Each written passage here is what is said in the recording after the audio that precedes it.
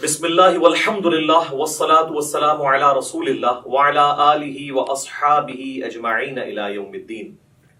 الحمدللہ آج 1 مارچ 2020 کو سنڈے کے دن علمی و تحقیقی مجلس نمبر 105 میں 105 نمبر میں ہم نماز کا پریکٹیکل طریقہ سیکھیں گے انشاءاللہ تعالی، اور اسی طریقے کے اندر ہم نماز میں جتنے پوسچرز ہیں کس طریقے سے بنانے ہیں، کون سا رکن کیسے ادا کرنا ہے اس کو سیکھیں گے۔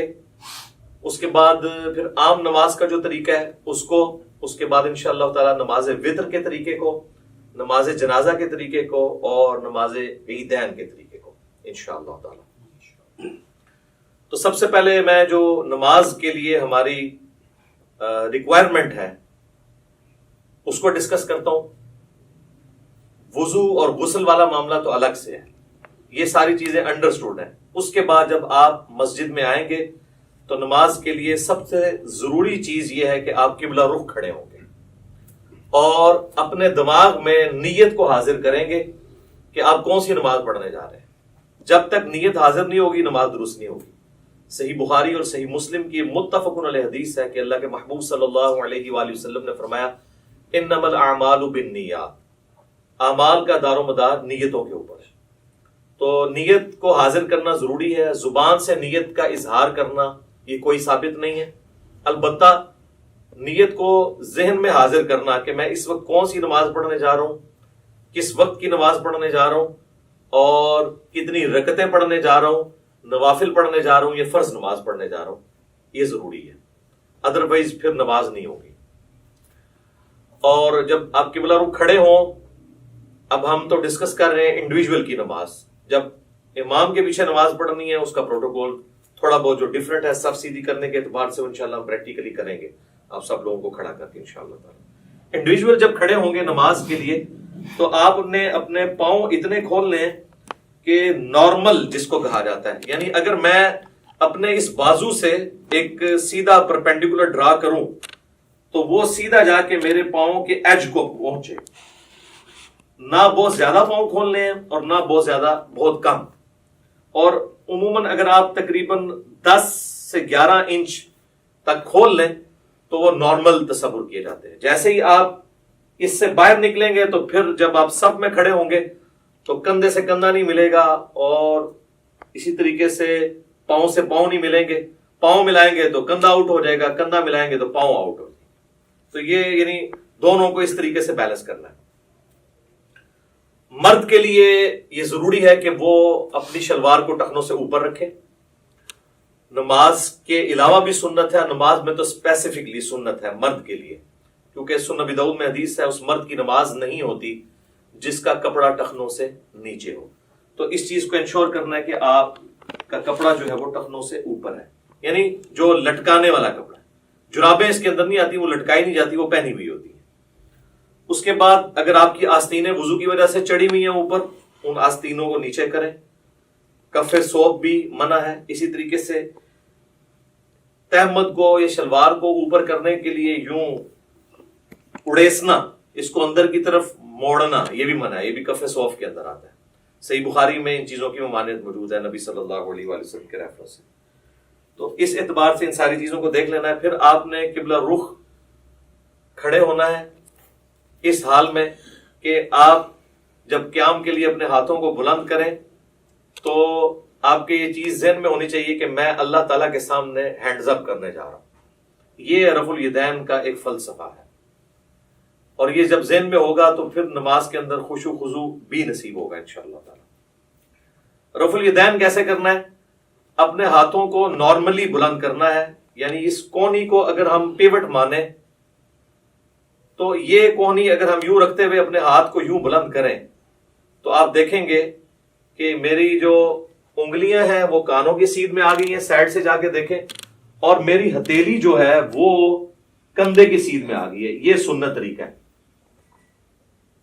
اور اس دوران ہاتھ کی انگلیاں اتنی کھلی ہوئی ہونی چاہیے جو نارمل ہے۔ سنن ابی داؤد میں حدیث ہے کہ نبی علیہ السلام جب رفع الیدین کرتے تھے تو ہاتھوں کی انگلیوں کو پھیلا کر کرتے تھے۔ پھیلانے سے مراد یہ نہیں ہے کہ ایسے کرتے تھے، تو بالکل اب نارمل طریقہ ہے۔ یعنی وہ راوی یہ بتانا چاہ رہے ہیں کہ نبی علیہ السلام ہاتھوں کو یوں نہیں رکھتے تھے بلکہ نارملی رکھتے تھے. اب آپ اس کو یوں دیکھیں گے تو میں جب اس کو ہاتھ کو بلند کروں گا تو آپ یہ دیکھیں میرے دونوں انگلیاں کانوں کی سیدھ میں ہیں, میری ہتھیلیاں کندھے کی سیدھ میں ہیں, اور میری ہتھیلیاں قبلہ رخ ہیں. اور اس دوران یہاں پر ہی تھوڑی دیر کے لیے روکتے ہوئے میں اللہ اکبر کہوں گا اور اس کے بعد اپنے ہاتھوں کو باندھوں گا. اب جتنے بھی رفع الیدین ہوں گے وہ اسی طریقے کے ساتھ ہوں گے. صحیح مسلم میں حدیث ہے کہ نبی صلی اللہ علیہ وآلہ وسلم اپنے ہاتھوں کو کانوں تک بلند کرتے تھے. صحیح بخاری میں حدیث ہے کہ نبی علیہ السلام اپنے ہاتھوں کو کندھوں تک بلند کرتے تھے. اس میں تطبیق یہی بنتی ہے کہ آپ ہاتھ اس طرح بلند کرتے تھے کہ اگر انگلیاں دیکھی جائیں تو وہ کانوں کی سیدھ میں آ جائیں اور ہتھیلیاں دیکھی جائیں تو وہ کندھوں کی سیدھ میں آ جائیں. یہ نارمل پوزیشن ہے اور یہ بالکل صحیح ہونا چاہیے. اس کے لیے پریکٹس کرنے کا طریقہ ہے کہ آپ شیشے کے آگے کھڑے ہوں اور اس کی پریکٹس کریں. بعض لوگ ہوتے ہیں ان کے ہاتھ یوں ہوتے ہیں, یوں ہوتے ہیں, کچھ یوں ہوتے ہیں. یہ پریکٹس آپ کو کرنی پڑے گی. کسی کا ایک ہاتھ اونچا ہوتا ہے, نیچے ہوتا ہے. تو یہ اب مجھے جو میں یہ کر رہا ہوں میرے سامنے شیشہ نہیں ہے, یہ میری پریکٹس کی وجہ سے یہ سیدھا نظر آ رہا ہے. بعض اوقات آپ سمجھ رہے ہوں گے کہ سیدھا ہے لیکن وہ سیدھا ہوتا نہیں ہے, ٹیڑھا ہو جاتا ہے. تو اس کے لیے آپ کو پریکٹس کرنی پڑے گی. اور رفع الیدین کرتے ہوئے آپ نے اللہ اکبر کہہ کے ہاتھوں کو باندھنا ہے. یہ صحیح بخاری کے اندر یہ بھی حدیث موجود ہے کہ نبی علیہ السلام رفع الیدین کرتے اور اللہ اکبر کہتے. اور صحیح بخاری مسلم میں یہ بھی ملتا ہے کہ آپ صلی اللہ علیہ وآلہ وسلم اللہ اکبر کہتے اور رفع الیدین کرتے. لہٰذا اس چکر میں نہیں پڑنا کہ پہلے رفع الیدین کرنا ہے یا پہلے اللہ اکبر کہنا ہے. دونوں بیک وقت کہنے ہیں, آگے پیچھے کہنے ہیں, جس بھی طریقے سے کہیں سائملٹینیسلی آپ کہہ لیں. ہر صورتحال جو ہے وہ سنت کے مطابق ہے, کیونکہ اتنی جو باریکیاں ہیں نا وہ احادیث کے اندر نہ تو اللہ تعالیٰ کو مطلوب ہے کہ اس طرح کی رپورٹ کی جائے, نہ نبی علیہ السلام نے ان کو اس طریقے سے تعلیم فرمایا. تو یہ بڑی امپورٹنٹ چیز ہے اس حوالے سے. اللہ اکبر کہہ کے آپ نے ہاتھوں کو باندھا. اب ذرا یہ ہاتھوں کو باندھنے کی پوزیشن آپ ذرا دیکھ لیں. یہ میرا جو لیفٹ والا ہاتھ ہے یہ بعض لوگ یوں کر کے مٹھی بند کر لیتے ہیں, اس کو آپ نے یوں رکھنا ہے جو نارمل پوزیشن ہے. اس کے بعد آپ نے یہ دایاں ہاتھ بائیں ہاتھ کے اوپر یوں رکھا کہ جو نارمل پوزیشن ہے. بعض لوگ یوں کر کے پکڑ لیتے ہیں, ٹھیک ہے, اگر آسانی ہے یوں کر کے پکڑ لیں, یہ نارمل پوزیشن ہے. اور اگر آپ اس کو یوں رکھیں گے تو آپ کو رکھنے میں بھی آسانی ہوگی. یہ سنت طریقہ ہے جو صحیح بخاری کی حدیث کی روشنی میں ہمیں پتہ چلتا ہے. کیونکہ صحیح بخاری میں حدیث ہے کہ سہل ابن سعد الساعدی کہتے ہیں کہ نبی صلی اللہ علیہ وآلہ وسلم کے زمانے میں ہمیں حکم دیا جاتا تھا کہ ہم اپنا دایاں ہاتھ بائیں زیرہ کے اوپر رکھیں. اب زیرہ جو ہے یہ کونی سے لے کے انگلیوں تک ہے. اور ابو داؤد اور نسائی کے اندر حدیث ہے کہ نبی علیہ السلام نے اپنا دایاں ہاتھ بائیں رزق را سین غین کف اور ساعد پر رکھا. ساعد کہتے ہیں کف سے لے کر کونی تک. یہ کف کا لفظ تو اردو زبان میں بھی استعمال ہوتا ہے, یہ عربی کا ہے. اور یہاں انگلی سے لے کے کف تک رزق کہلاتا ہے, اور اس پورے کو ہم کہتے ہیں زیرہ. اور آپ دیکھیں پرانے زمانے میں جب جنگیں لڑی جاتی تھی تو زیرہ پہنی جاتی تھی, پورے جسم پہ بھی پہنی جاتی تھی. اور اس طرح صحیح مسلم میں اتنا ہی ملتا ہے کہ نبی علیہ السلام نے اپنا دایاں ہاتھ بائیں ہاتھ پر باندھا. ڈیٹیل بخاری میں اور ابو داؤد میں اور سنن نسائی میں ملتی ہے. مسند احمد میں روایت ہے کہ سینے پہ باندھا. اب سینے سے مراد یہ نہیں کہ آپ نے یوں کر کے باندھ لیا. سینے کی ڈیفینیشن ہے یہ نہر سے لے کر ناف تک, یہ سارے کا سارا سینہ ہے. یہ سینہ ہے. اس میں جہاں پہ بھی لائی کرے گا تو آٹومیٹکلی آپ دیکھیں جب آپ یوں کریں گے اور یوں رکھیں گے تو وہ ایک خاص پوزیشن پہ آئے گا جو نہ بہت اونچا نہ بہت نیچا. ناف سے برل یہ اوپر ہی ہے اور نہر سے کافی نیچے ہے. یہ نارمل پوزیشن ہے. اسی پوزیشن میں جب آپ جماعت کے ساتھ نماز پڑھیں گے تو پاؤں سے پاؤں بھی ملا سکیں گے اور کندھے سے کندھا بھی. جیسے ہی آپ یہ اوپر چلے گئے تو پھر یہ دیکھیں کونیاں ملیں گی, کندھا نہیں ملے گا. اسی طریقے سے میرے بھائیوں جب آپ ناف سے نیچے ہاتھ باندھتے ہیں نا تو یہ خلاف سنت ہے. اس حوالے سے جو سنن ابی داؤد کی ایک حدیث پیش کی جاتی ہے تو امام داؤد رحمہ اللہ تعالیٰ نے خود ساتھ لکھا ہے کہ اس حدیث میں ایک راوی ہیں عبد الرحمن بن اسحاق الکوفی, جس کے بارے میں نے خود احمد بن حنبل سے سنا ہے کہ وہ اس کو ضعیف کہا کرتے تھے.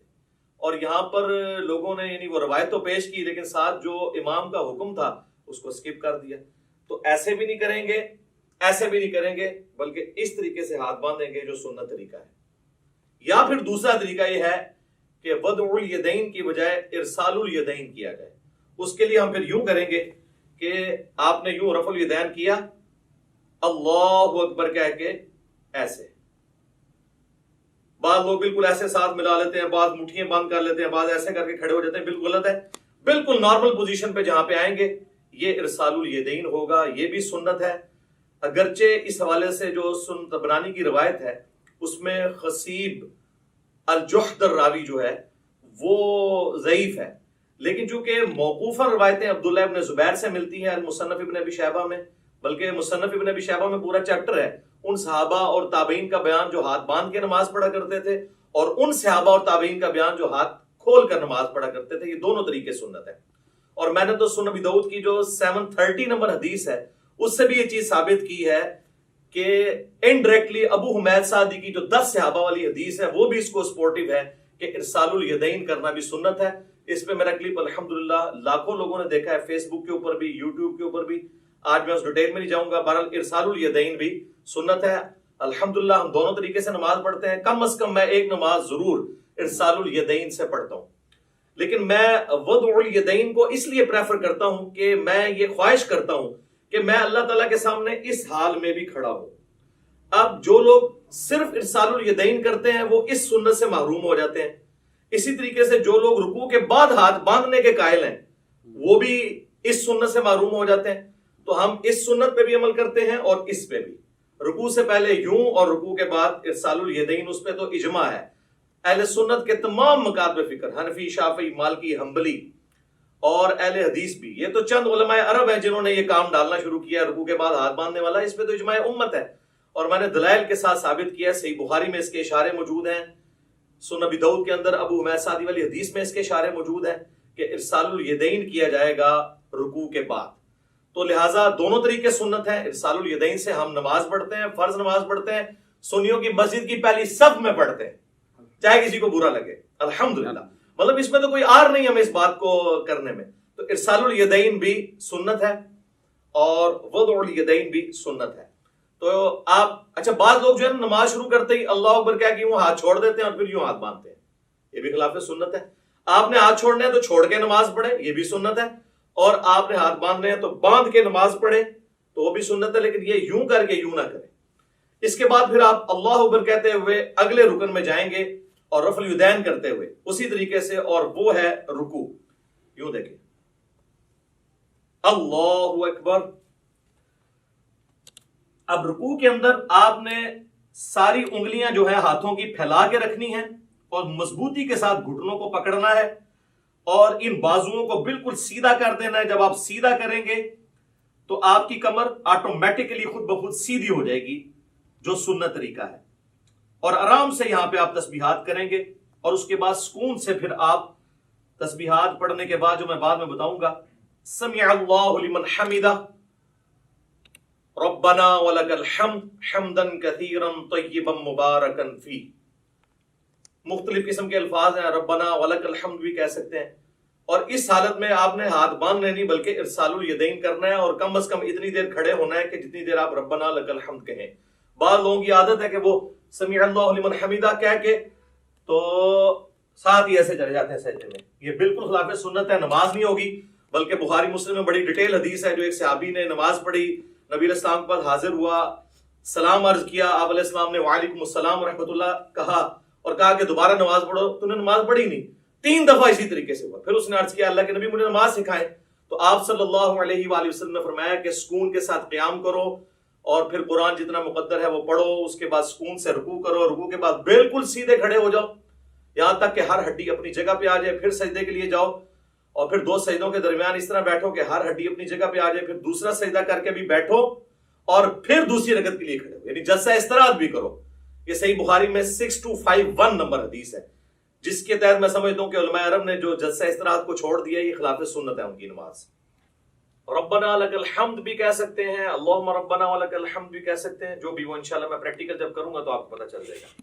اس کے بعد آپ نے سجدہ میں جانا ہے، اور اس کے لیے سنت یہ ہے کہ آپ نے پہلے ہاتھ لگانے ہیں، اس کے بعد گھٹنے لگانے ہیں، اور نبی علیہ السلام کی حدیث ابو داؤد میں موجود ہے، آپ صلی اللہ علیہ وآلہ وسلم نے فرمایا کہ اونٹ کی طرح مت بیٹھو.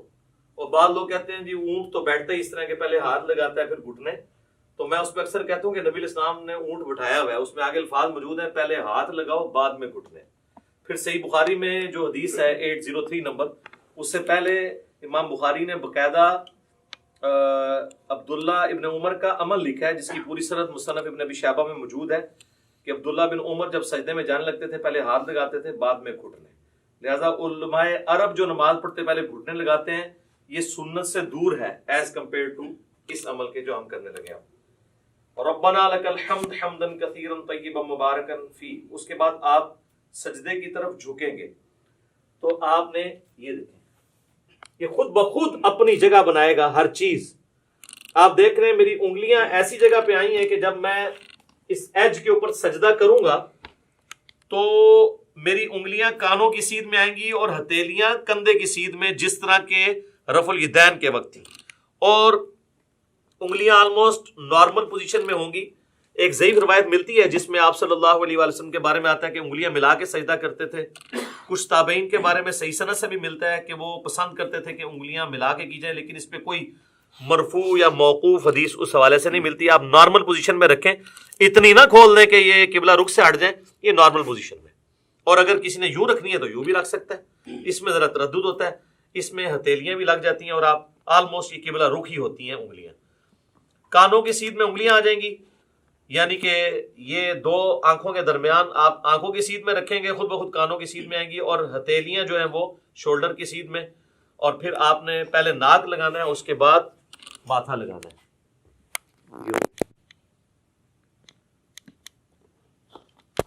اسی حالت میں سجدے کی تسبیحات آپ نے پڑھنی ہے، سبحان ربی الاعلی، یا باقی تسبیحات انشاءاللہ پڑھ کے بتا دوں گا.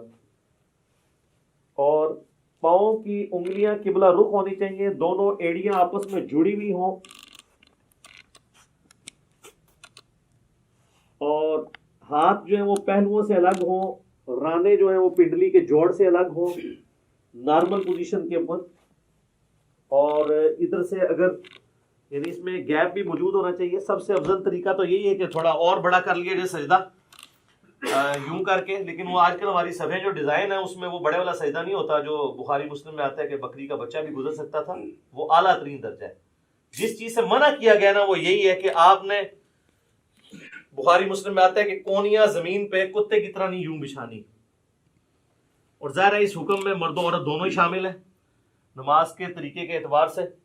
تو اس کو اٹھا کے رکھنی ہے اور پہلوؤں سے الگ رکھنا ہے، پیٹ سے نہ ٹچ کریں، پیٹ جو ہے وہ یہ رانوں سے الگ رہے، اور ران اور پنڈلی کا جوڑ جو ہے یہ الگ الگ رہے. اس حالت میں آپ نے سجدہ کرنا ہے. تو یہ اس کے بعد اللہ اکبر کیا ہے کہ آپ نے جب بیٹھنا ہے تو آپ کی پوزیشن کیا ہونی چاہیے کہ آپ یہ انگلیاں قبلہ رخ ہوں، یہاں پہ بھی نارمل، یوں کرنے کی ضرورت نہیں ہے، نارمل رکھیں جہاں آپ کو آسانی رہتی ہے. اس طریقے سے بھی سنت ہے. صحیح مسلم کے اندر یہ طریقہ بھی آیا ہے اور صحیح مسلم کے اندر یہ طریقہ بھی آیا ہے. یہ دونوں طریقے سنت ہے. یہاں پہ مشہور ہے کہ جی وہ اگر کسی کی انگلیاں یوں نیچے ہو جائیں تو اس کی انگلیاں کاٹ دی جائیں، جبکہ صحیح مسلم میں کہ نبی علیہ السلام جب آخری رکعت میں تورک بیٹھتے تھے جو میں اینڈ پہ بتاؤں گا، تو اپنے بائیں ہاتھ سے اپنے گھٹنے کو لقمے کی طرح پکڑ لیتے تھے. تو یوں بھی رکھنا سنت ہے، اور جب یوں رکھیں گے تو ابو داؤد میں حدیث ملتی ہے سنن نسائی کے اندر کہ نبی علیہ السلام کی جو یہ زرہ ہے وہ ران کے ساتھ لگ جایا کرتی تھی. آپ یہ دیکھیں لگی ہوئی ہیں دونوں زریں ران کے ساتھ لگی ہوئی ہیں، اور جب یوں رکھیں گے تو پھر یہ ران سے اٹھ جائیں گی. یہ طریقہ بھی سنت ہے، اس میں کوئی فرق نہیں ہے، دونوں طریقے سنت ہیں. یہ دو سجدوں کے درمیان آپ بیٹھیں گے اور اس میں آپ نے جو تسبیحات پڑھنی ہے رب اغفر لی رب اغفر لی، اس کے علاوہ اور تسبیحات بھی ہیں. بعض لوگ یہاں پہ بھی انگلی اٹھا لیتے ہیں، وہ حدیث بھی کمزور ہے، سفیان ثوری کی تدلیس کی وجہ سے انگلی نہیں اٹھانی، نارمل رکھنا ہے آپ نے. اس کے بعد پھر اللہ اکبر کہہ کے آپ نے دوسرے سجدے میں جانا ہے اور پھر اسی طریقے سے تسبیحات کرنی ہے. ناک بھی لگنا چاہیے، ماتھا بھی لگنا چاہیے، اور زمین کی سختی ہلکی سی معلوم ہونی چاہیے، بالکل نہیں ہوا میں سجدہ ہو رہا ہو. بہتر ہے مٹی والی جگہ پہ ہو تو زیادہ افضل ہے اور نبی الاسلام کو پسندیدہ بھی ہے. باقی چٹائی وغیرہ بھی جائز ہے، میں نے اس کے حوالے سے بھی کافی ویڈیوز ریکارڈڈ موجود ہیں. دوسرا سجدہ کر کے بھی آپ اللہ اکبر کر کے بیٹھیں گے. صحیح بخاری میں 6251 نمبر حدیث ہے. نبی الاسلام حکم دیتے تھے کہ نماز میں سکون کرو اس حال میں کہ تم نے بیٹھنا ہے اور اس کے بعد پھر دوسری رکعت کے لیے کھڑے ہونا ہے. اچھا، اس دوران یہ آپ دیکھیں جب دو سجدوں کے درمیان بیٹھنا ہے نا تو بایاں پاؤں لٹانا ہے اور دائیں پاؤں کو کھڑا رکھنا ہے. یہ جہاں پہ آپ کو نارمل لگے. بعض لوگوں کے پاؤں شروع سے عادت نہیں ہوتی ہے تو وہ پاؤں بےچارے جو ہیں وہ کھڑا نہیں کر سکتے، تو ان کو کبھی بعض کا ایسے کرنا پڑتا ہے. کر سکتے ہیں، جائز ہے، ایسے کر سکتے ہیں جیسے اس کو آسانی لگے یوں. لیکن سنت یہ ہے کہ دایاں پاؤں آپ کھڑے کریں گے اور بائیں کو لٹا کے اس پہ بیٹھیں گے دو سجدوں کے درمیان. پھر دوسرا سجدہ کر کے بھی ایسے ہی بیٹھیں گے اور پھر اللہ اکبر کہہ کے ہاتھوں کا سہارا لیتے ہوئے. صحیح بخاری میں حدیث ہے نبی علیہ السلام اعتماد کرتے ہوئے اٹھتے تھے. تو اعتماد کرتے ہوئے بعض لوگوں نے یہاں پہ وہ مٹھی بنانے والی وہ ایک کمزور روایت تھی، اس کا سہارا لیا. وہ کمزور روایت ہے. نارمل بخاری میں اعتماد، تو اعتماد ویسے ہی ہوگا جیسے عام حالت میں بندہ اٹھے گا. یہ اعتماد کا طریقہ ہے نارمل. یوں کرنے سے یہاں پہ نشان بن جاتے ہیں اور میں نے دیکھا لوگوں کی یہ ساری جگہ کالی ہوئی ہوتی ہیں. تو یہ تو اب ادھر تو آپ قالین پہ کر لیں گے، تو صحابہ کرام تو مٹی کے اوپر نماز پڑھتے تھے، تو کیا حالت ہو جاتی ہوگی اگر یہ والا کام ہو. تو وہ ایسے ایسے میں نے دیکھا یوں کر کے کھڑے ہو رہے ہوتے ہیں اور وہ کہتے ہیں مٹھیوں والی حدیث. وہ تو روایت ہی کمزور ہے. بخاری میں واضح ہے کہ نبی علیہ السلام اعتماد کر کے تو دوسری رکعت کے لیے کھڑے ہوتے تھے. اور اب جب ہم نے دوسرے سجدے سے سر اٹھانا ہے اللہ اکبر کہنا ہے، لیکن یہاں بیٹھنا ہے تو کچھ نہیں پڑھنا، بس اتنی دیر بیٹھنا ہے کہ سارے اعضاء اپنی جگہ پہ آ جائیں. اس کے بعد بغیر اللہ اکبر کیے ہوئے یوں کھڑے ہونا ہے اور پھر ارسال الیدین کر رہے ہیں تو ایسے کھڑے ہو کے اگلی رکعت شروع کرنی ہے، اور وضع الیدین کر رہے ہیں تو اپنے ہاتھ باندھ کے. دونوں طریقے درست ہیں. اور پھر دوسری رکعت کو آپ نے اسی طریقے سے مکمل کرنا ہے. جب دوسری رکعت میں آپ تشہد میں پہنچیں گے، آپ دیکھ رہے ہیں دوسری رکعت جو ہے رفع الیدین کے بغیر شروع ہوئی ہے. جب ہم کھڑے ہوئے ہیں تو ہم نے رفع الیدین کر کے ہاتھ نہیں باندھے بلکہ ڈائریکٹ ہاتھ باندھے. اور رکھتے جتنی ہیں وہ رفع الیدین سے شروع ہوتی ہیں، یعنی طاق رکھتے ہیں پہلی اور تیسری. دوسری اور چوتھی بغیر رفع الیدین کے شروع ہوتی ہے. لیکن جو دوسرے والے رفع الیدین ہیں رکوع میں جاتے وقت اور رکوع سے اٹھتے وقت، یہ ہر رکعت میں ہوتا ہے. ایک اور رفع الیدین بھی ہے جو انس بن مالک سے جز رفع الیدین میں امام بخاری نے نقل کیا ہے دو سجدوں کے درمیان، تابعین سے بھی ثابت ہے. وہ بالکل ہم جائز سمجھتے ہیں. اب اگر کسی نے وہ کرنا ہے، ہمارے اہل تشیع بھائی کرتے ہیں، تو پہلے سجدے سے آپ اٹھیں اللہ اکبر کہہ کے یہاں پہ بیٹھے رب اغفر لی رب اغفر لی اللہم اغفر لی وارحمنی واہدنی وعافنی وارزقنی. اس کے بعد آپ نے یوں کرنا ہے اللہ اکبر اور پھر دوسرے سجدے میں جانا. تو یہ طریقہ بھی درست ہے کیونکہ صحابہ کرام سے ثابت ہے. لیکن اکثر احادیث سجدوں کے بغیر رفع الیدین والی ہیں. یہ اکثر لوگ کہہ رہے ہوتے ہیں سجدوں میں بھی ہے، تو ہم تو سجدوں میں بھی قائل ہیں، میں تو سجدوں میں بھی کر لیتا ہوں، ارسال الیدین سے بھی نماز پڑھ لیتا ہوں، وضع الیدین سے بھی پڑھ لیتا ہوں. تو اس میں کوئی فرق نہیں ہے، جو سنت طریقے ثابت ہے.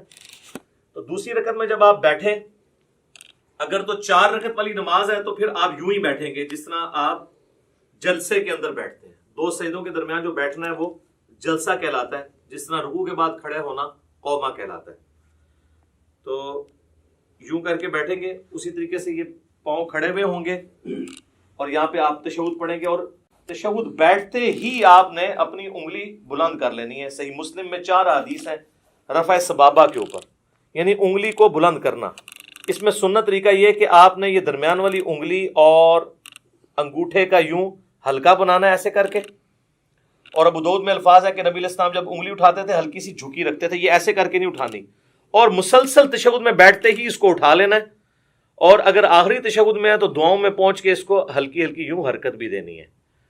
یہ بھی ثابت ہے. اور صحیح مسلم میں عبداللہ ابن زبیر جو نقل کر رہے ہیں وہ صرف اشارے کو نقل کر رہے ہیں، حرکت کو نہیں کر رہے. تو بغیر حرکت کے بھی اشارہ تھروٹ یوں کرنا یہ ثابت ہے. یہ طریقہ بھی ثابت ہے انگلی اٹھانے کا. اور ایک یہ طریقہ بھی ہے انگوٹھے کو اس جڑ میں رکھ کے یوں کر کے، اس کو کہتے ہیں وہ 53 کا عدد بنانا. یہ بھی طریقہ ٹھیک ہے. یہ دونوں طریقے ٹھیک ہیں. یہ عمومی طریقہ احادیث کے اندر رپورٹ ہوا ہے، چاہے یہاں پہ رکھیں چاہے یہاں پہ رکھیں، دونوں طریقے درست ہوں گے تشہد میں۔ اور یہ میں درمیان والے تشہد کی بات کر رہا ہوں جو 2 رکعتوں کے بعد ہے، جب آپ 4 رکعت پڑھ رہے ہو تو محمد عبدہ و رسولہ تک پڑھ کے ساتھ دروشی بھی پڑھ لیں تو افضل ہے۔ وہ مسند احمد میں حدیث موجود ہے کہ آپ تشہد کے بعد بھی کھڑے ہو سکتے ہیں۔ سنن نسائی میں، صحیح مسلم میں موجود ہے کہ نبی علیہ السلام جب 9 رکعت وتر پڑھا کرتے تھے تو 8ویں رکعت میں بیٹھتے، تشہد پڑھتے، دروشی پڑھتے، اس کے بعد دعائیں پڑھتے، اور پھر آپ صلی اللہ علیہ وآلہ وسلم کھڑے ہوتے تھے 9ویں رکعت کے لیے۔ تو درمیان والے تشہد میں پڑھ سکتے ہیں۔ بہرحال اس میں جب آپ کھڑے ہوں گے دروشی پڑھنے کے بعد اللہم صلی علی محمد وعلی آل محمد اتنا بھی پڑھ لیں تو کافی ہے۔ یہ بھی سنن نسائی میں 1293 نمبر 1293 نمبر حدیث ہے، نبی اسلام نے یہ مختصر دروشی بھی تعلیم فرمایا۔ تو اللہ اکبر کہہ کے جب کھڑے ہوں گے تو زمین پر اعتماد کریں گے یوں، اور اٹھتے وقت پہلے گھٹنے اٹھائیں گے، اس کے بعد آپ ہاتھوں کو اٹھائیں گے۔ جاتے وقت ہاتھ پہلے لگاتے ہیں، گھٹنے بعد میں، اور اٹھتے وقت اس کو اس طریقے سے آپ ریورس کرتے ہیں۔ یعنی دوسرے الفاظ میں جو کچھ آپ نے بچپن سے سیکھا ہے تقریباً اس کے الٹ ہی کرتے ہیں آپ۔ پہلے گھوڑے لاندے نے پھر ہاتھ لاندے نے، تو اس طرح ذرا آسانی سے سمجھ آ جائے گا۔ اسی کو ہم نے عرض کیا ہے کہ مرنے سے پہلے ہے مسلمان کر لے اس پہ غور، کتابوں کا خدا اور ہے، بابوں کا خدا اور ہے۔ اچھا لوگ بڑا پراپوگنڈا کر رہے ہیں، اس نے 2 خدا کر دیے ہیں۔ 2 خدا نہیں ہم نے کیے ہیں، ہم نے یہ بتایا کہ اس خدا کا تعارف جو آپ نے کروایا ہے وہ نہیں ہے جو نبی علیہ السلام نے کروایا۔ وہ تو میں نے کلیریفائی بار بار کیا، ان کو بھی خیر سمجھ ہے۔ تو یہ کتابوں کی نماز آپ کو سکھا رہے ہیں جو نبی علیہ السلام نے امت تک، صحابہ، اہل بیت، تابعین، تبع تابعین کے ذریعے ہم تک پہنچائی ہیں الحمدللہ۔ اچھا اب چونکہ تیسری رکعت ہے تو تیسری رکعت میں جب ہم زمین پہ اعتماد کر کے کھڑے ہوں گے تو آپ اللہ اکبر، یہاں سے کھڑے ہوتے ہی آپ نے اللہ اکبر کہنا ہے، یعنی اللہ اکبر۔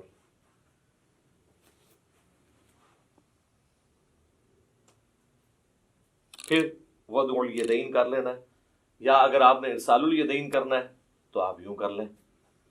اور پھر تیسری رکعت میں جو پڑھنا ہے وہ انشاءاللہ میں پریکٹیکلی پڑھ کے بھی بتا دوں گا، سب کو پتہ ہی ہے، ہم تو پوسچرز اس وقت ڈسکس کر رہے ہیں کیسے کیسے بنانے ہیں۔ تیسری رکعت بھی اسی طریقے سے ہوگی، اور تیسری رکعت میں بھی دوسرا سجدہ کرنے کے بعد جلسے میں بیٹھ کے، جسے جلسہ استراحت کہتے ہیں، پھر آپ نے کھڑے ہونا ہے تیسری رکعت کے لیے اور چوتھی رکعت کے لیے، اور وہ رفع الیدین کے بغیر ہوگی، ڈائریکٹ ہاتھ باندھیں گے یا ارسال الیدین کریں گے نارمل پوزیشن میں۔ پھر اسی طریقے سے اللہ اکبر کہہ کے آپ رکوع میں جائیں گے، پھر رکوع سے اٹھیں گے اور ربنا لک الحمد کہیں گے۔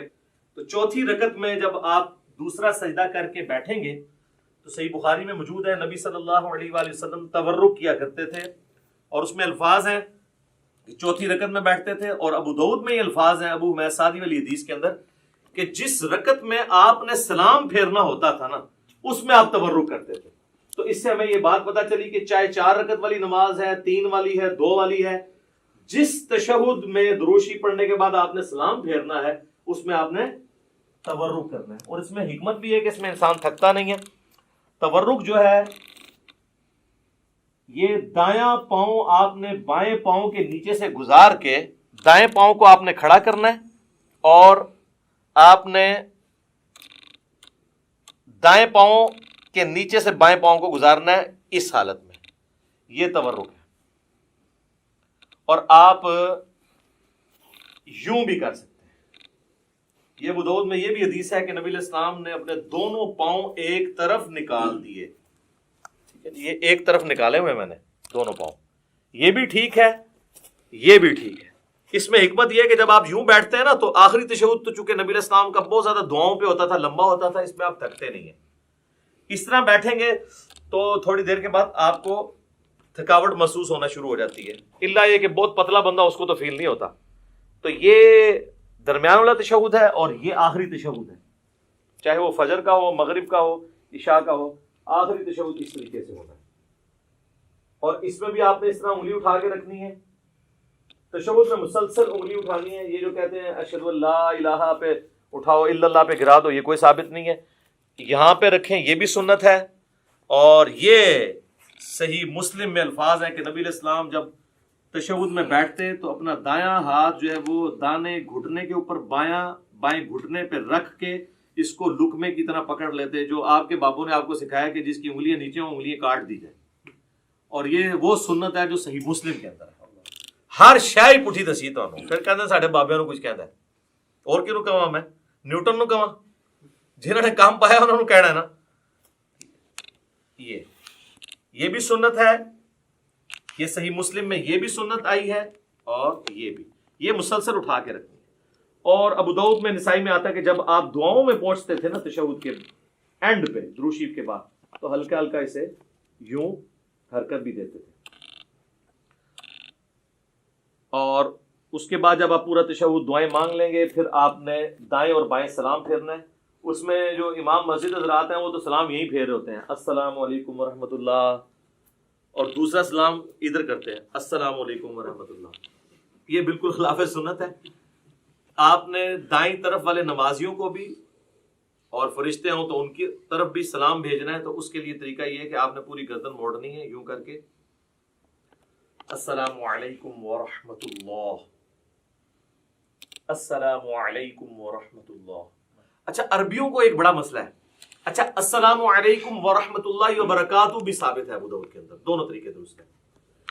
عربی جو ہے نا ہمارے اجمی لوگوں کو نا، وہ چونکہ امام کے پیچھے ہم لوگ تو عادت ہے نا کہ امام جب پہلا سلام پھیرتا ہے نا، تو جب وہ رحمت اللہ پہ پہنچتا ہے تو ہم پہلا پھیرتے ہیں، پھر وہ دوسرے کے رحمت اللہ پہ پہنچتا ہے تو ہم دوسرا پھیرتے ہیں۔ عربی کیا کرتے ہیں کہ وہ انتظار کرتے ہیں کہ امام دونوں طرف پھیرے، السلام علیکم ورحمۃ اللہ، السلام علیکم ورحمۃ اللہ، اور اس کے بعد وہ پھیرتے ہیں۔ آپ نے دیکھا وہ عرب کے ٹی وی پہ بھی جب آپ کو آواز آ رہی ہوتی ہے اس کی مکبر کی پیچھے سے، تو اور وہ یہ سمجھ رہے ہوتے ہیں کہ ہم صحیح طریقے پہ چل رہے ہیں، دونوں طریقے درست ہیں، کیونکہ آپ ہے تو پیچھے ہی ہے نا۔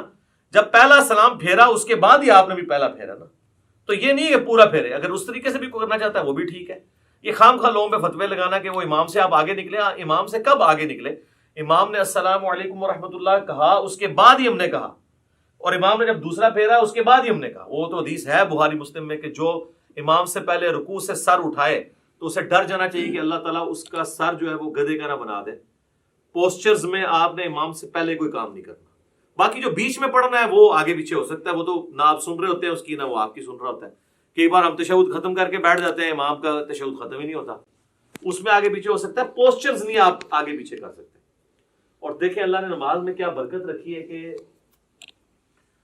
نماز میں مسلمانوں کی یونٹی ہے، کوئی فرقہ بھی دوسرے کے پیچھے نماز پڑھ سکتا ہے، کیونکہ بیسک سٹرکچر سب کی یہی ہے 4 رکعتوں میں، پہلے قیام کے بعد رکوع، رکوع کے بعد کھڑے ہونا، اس کے بعد سجدے میں جانا، 2 سجدوں کے درمیان بیٹھنا، اور ایون سنی شیعہ کی کتابیں تو متفق ہیں، شیعہ بھی جو ہے وہ جلسہ اس طرح آتی ہے، یعنی دوسرے سجدے کے بعد بیٹھ کے اٹھتے ہیں، اور اہل سنت بھی جو کتاب و سنت کے فالوورز ہیں وہ اسی طریقے سے اٹھتے ہیں۔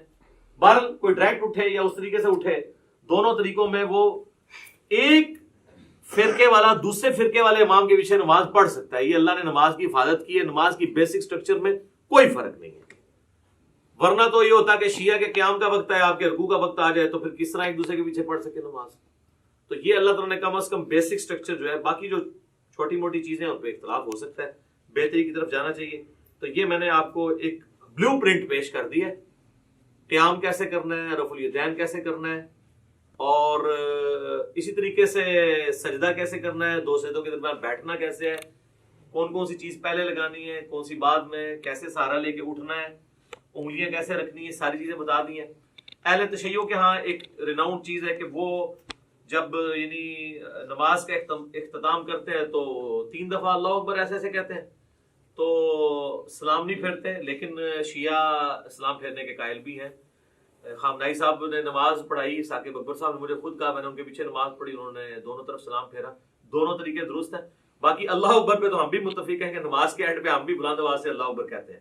بخاری مسلم میں حدیث ہے کہ نبی علیہ السلام کی نماز کا مکمل ہونا اللہ اکبر کی آواز سے، تکبیر کی آواز سے پہچانا جاتا تھا، اس کے بعد آہستہ آواز سے 3 دفعہ استغفر اللہ، اور پھر اللہم انت السلام منک السلام تبارک یا ذا الجلال والاکرام۔ جو ہمارے گرین اور بلو کارڈز آپ پڑھ سکتے ہیں، سب کچھ موجود ہے اس کے اندر۔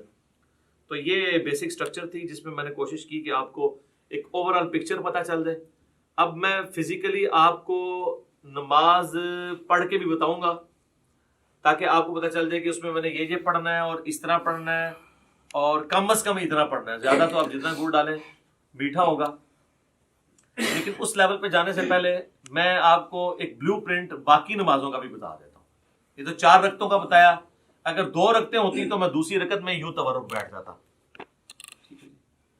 اور اگر وطر کی نماز ہوتی تو وطر کا طریقہ بھی اب ہم ڈسکس کر رہے ہیں, تو وطر کا طریقہ بھی سیم اسی طریقے سے جس طرح عام نماز ہے. 3 وطر نبی علیہ السلام کی عمومی سنت ہے. صحیح بخاری میں قاسم بن محمد بن ابی بکر جو سیدنا ابو بکر رضی اللہ تعالیٰ عنہ کے پوتے ہیں, وہ کہتے ہیں میں نے صحابہ کرام کو 3 رکعت وطر پہ پایا, البتہ ایک میں حرج نہیں ہے.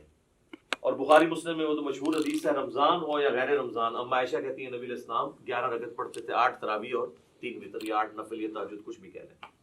تو 3 وطر کا طریقہ یہ ہے کہ آپ نے وطر کو مغرب سے مختلف کرنا ہے, کیونکہ المستدرک للحاکم میں صحیح ابن حبان میں موجود ہے, نبی علیہ السلام نے فرمایا اسے مغرب سے مختلف کرو.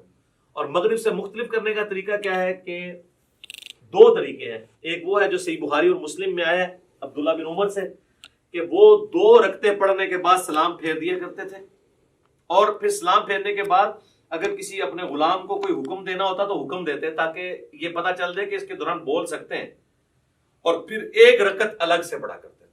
یہ مغرب سے مختلف کرنے کا ایک طریقہ ہے. دوسرا جو ہے وہ ہمیں سیدنا عمر فاروق رضی اللہ تعالیٰ عنہ سے صحیح ابن خزیمہ میں, ابن حبان میں, المستدرک للحاکم اور کئی کتابوں میں ملتا ہے کہ وہ کیا کرتے تھے کہ دوسرا جو تشہد ہے نا, جو 2 رکعتوں کے بعد جو تشہد ہے وہ نہیں بیٹھتے تھے. مغرب میں تو ہم بیٹھتے ہیں نا, تو دوسری رکعت میں بھی وہ جلسہ استراحت کرتے تھے اور تیسری رکعت کے لیے کھڑے ہو جاتے تھے.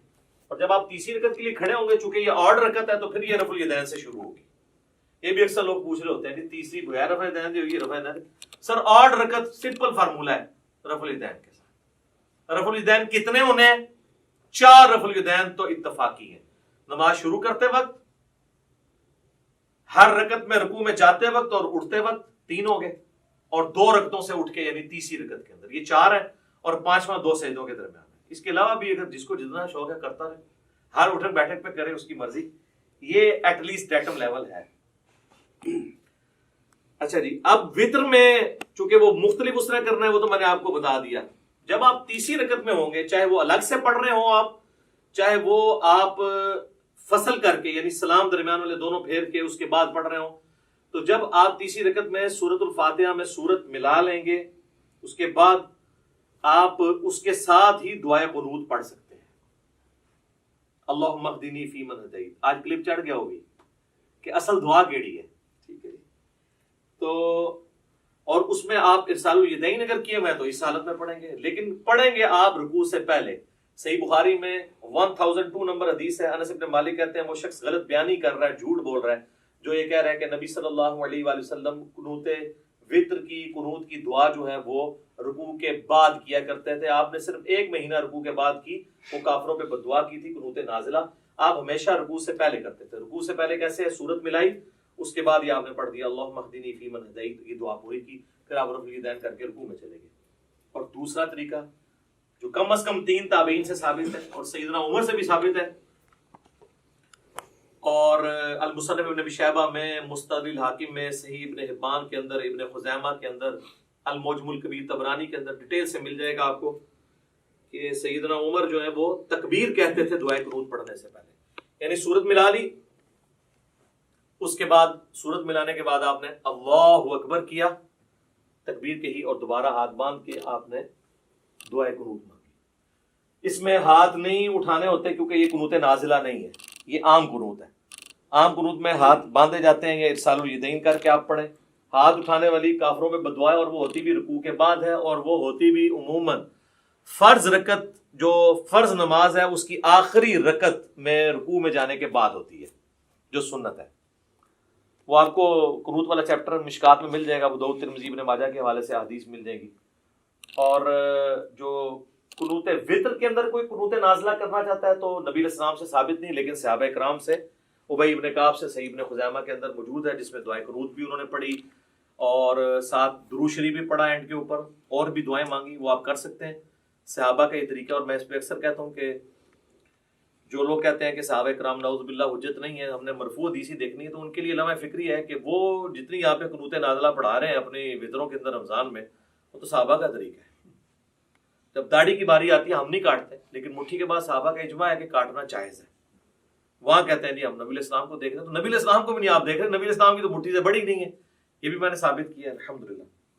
ساتھ ساتھ تھوڑی سی برین واشنگ ہوتی رہنی چاہیے، تبھی چیزوں کی سمجھ آتی ہے۔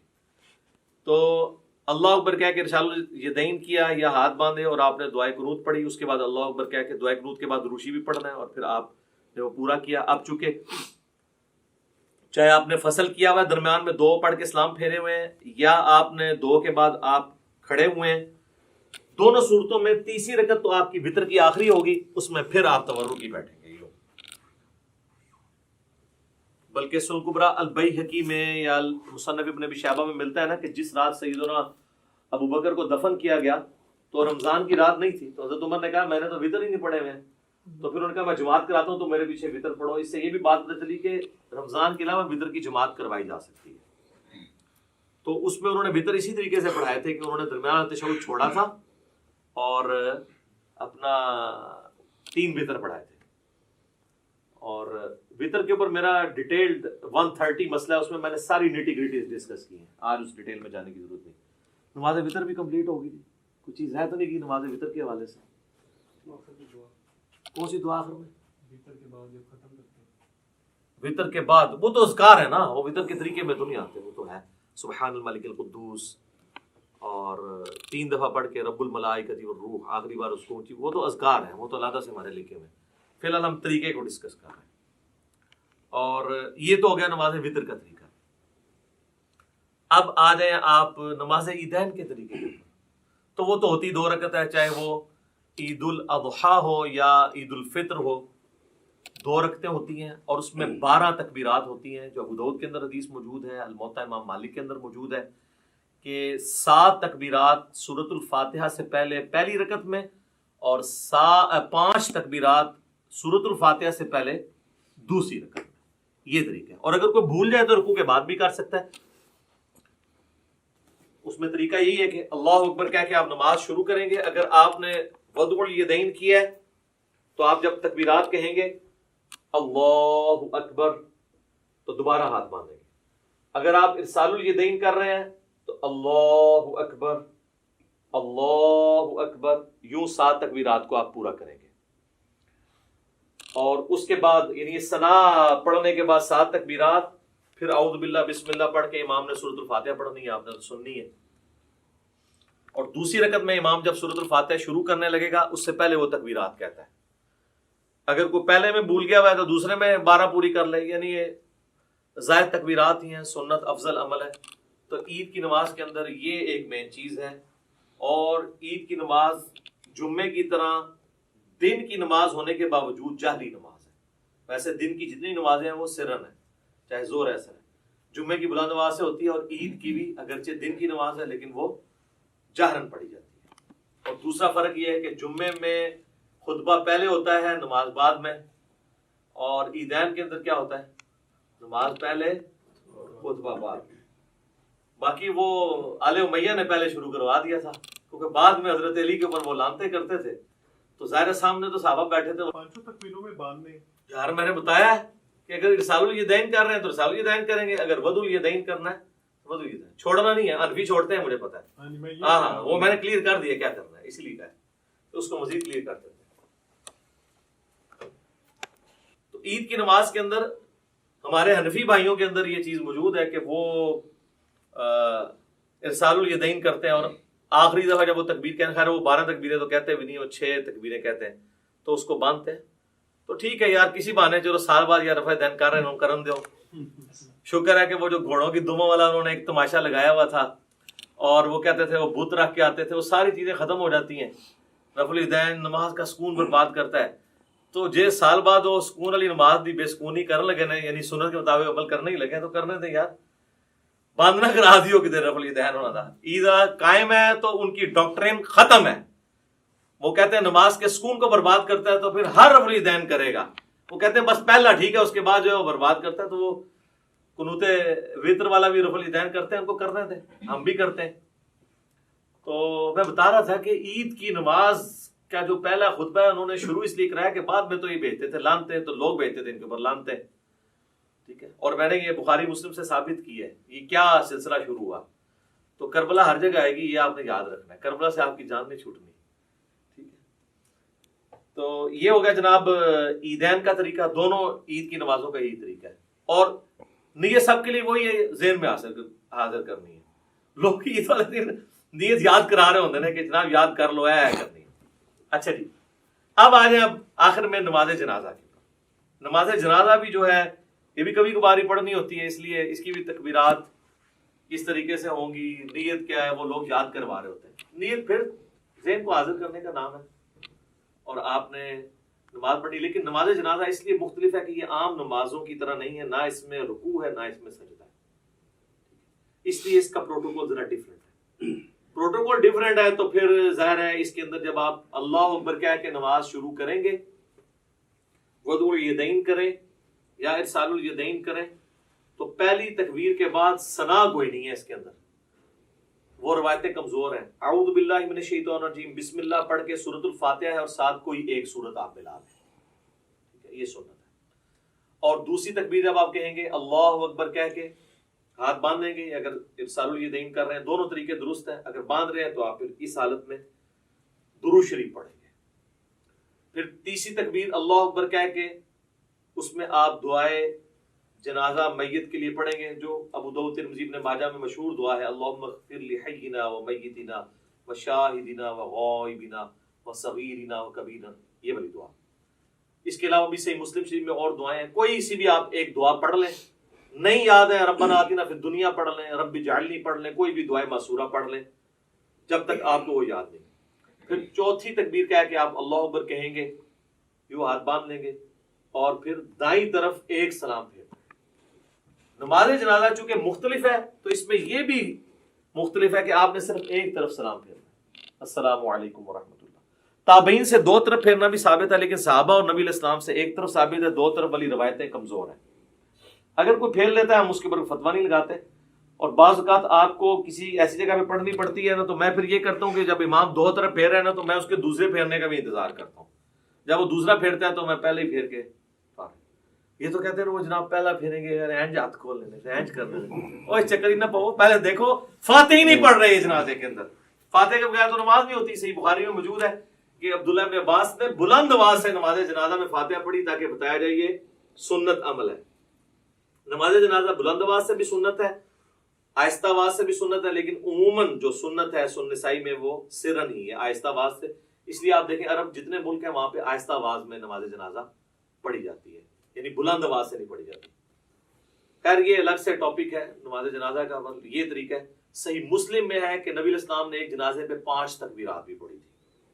جب آپ 5 تکبیرات پڑھیں گے تو پھر پانچویں جو چوتھی تکبیر کے بعد سلام پھیرا تھا نا، تو چوتھی تکبیر کے بعد پھر آپ دعائیں مانگیں گے اور پانچویں کے بعد آپ پھر سلام پھیریں گے.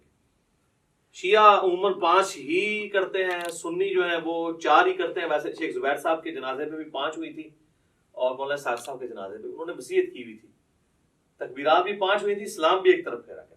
انہوں نے وصیت کی تھی کہ ہمارا جنازہ سنت کے مطابق جس طرح حرمین میں پڑھا جا رہا ہے عرب ملکوں میں ویسے پڑھانا ہے. اس وجہ سے نہیں کہ وہاں پہ جو کچھ ہو رہا ہے وہ سنت کے مطابق ہو رہا ہے، یعنی یہ کام سنت کے مطابق. تو نماز جنازہ کا یہ طریقہ ہے. اکثر لوگ ہمارے بھائیوں کو تنگ کرتے ہیں اور نماز جنازہ ریکارڈ کریں، سر کی ریکارڈ کریں، یہ ٹوٹل طریقہ ہے، نہ رکوع ہے نہ سجدہ ہے. اور پریکٹیکلی یعنی وہ جنازہ پڑھ کے بتانا ضروری نہیں ہے، بس پوسچر بتا دیا آپ خود کر لیں. اور بچپن سے ہم لوگ پڑھتے آ رہے ہیں.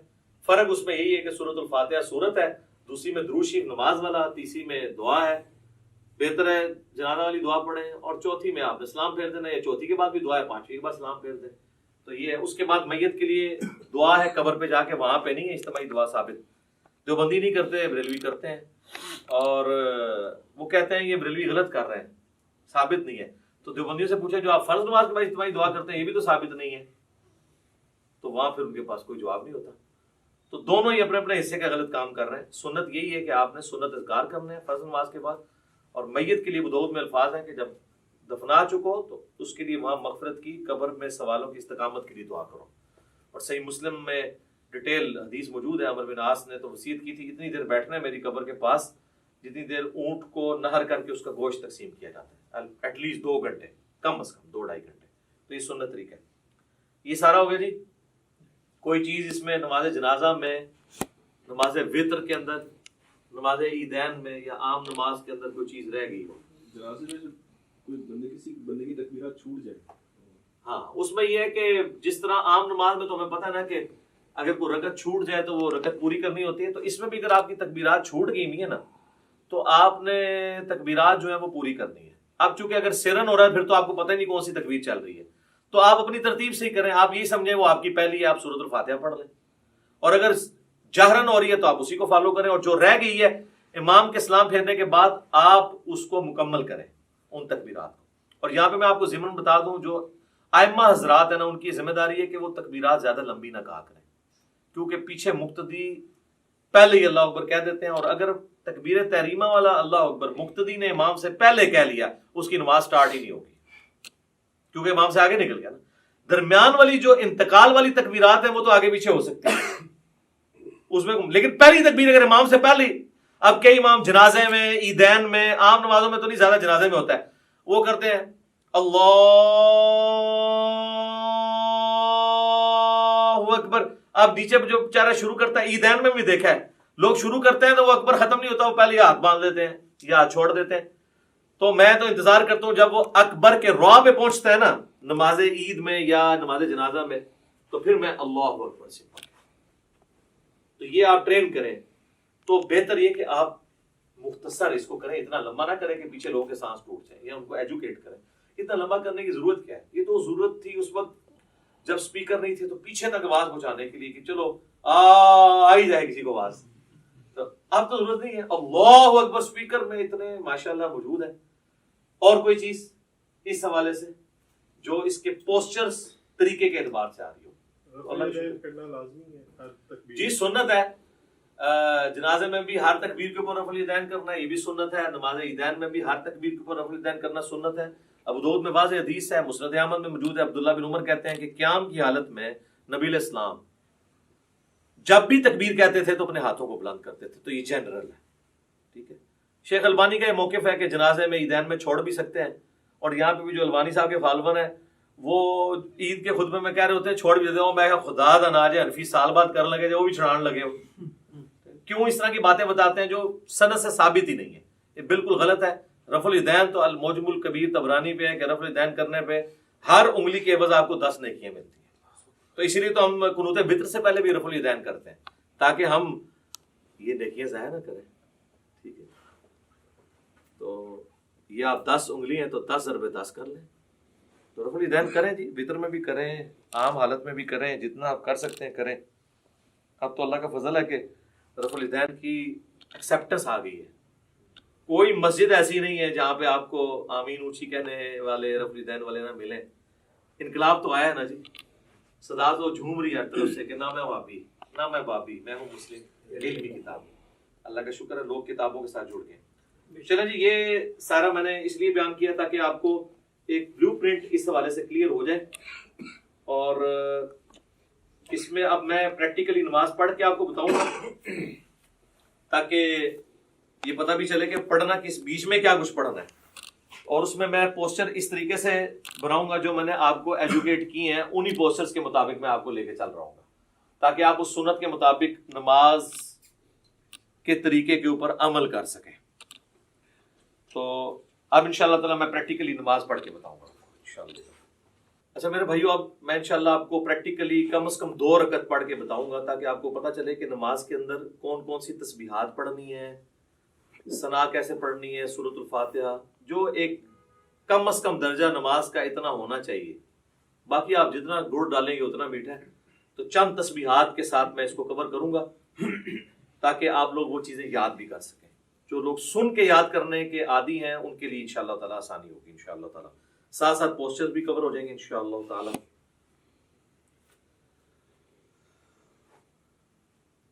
اللہ اکبر. سبحانك اللهم وبحمدك وتبارك اسمك وتعالى جدك ولا إله غيرك.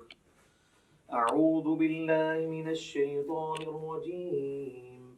بسم الله الرحمن الرحيم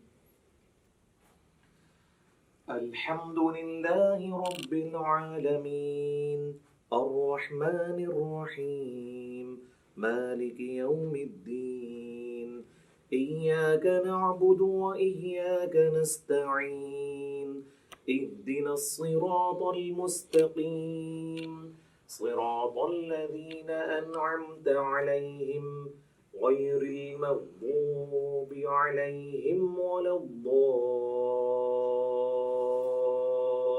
الضالين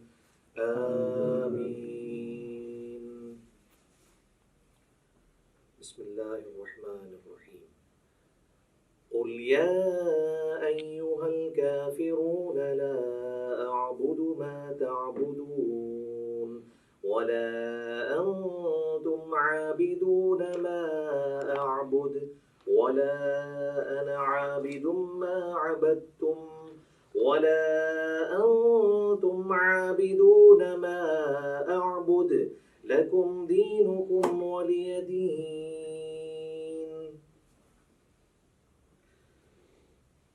الله أكبر سبحان ربي العظيم سبحان ربي العظيم سبحان ربي العظيم سبحانك اللهم ربنا وبحمدك اللهم اغفر لي سبوح قدوس رب الملائكة والروح سمع الله لمن حمده اللهم ربنا ولك الحمد حمدا كثيرا طيبا مباركا فيه الله أكبر سبحان ربي الأعلى سبحان ربي الأعلى سبحان ربي الأعلى سبحانك اللهم ربنا وبحمدك اللهم اغفر لي سبوح قدوس رب الملائكة والروح الله أكبر رب اغفر لي رب اغفر لي اللهم اغفر لي وارحمني واهدني وعافني وارزقني الله أكبر سبحان ربي الأعلى سبحان ربي الأعلى سبحان ربي الأعلى سبوح قدوس رب الملائكة والروح سبحانك اللهم ربنا وبحمدك اللهم اغفر لي الله أكبر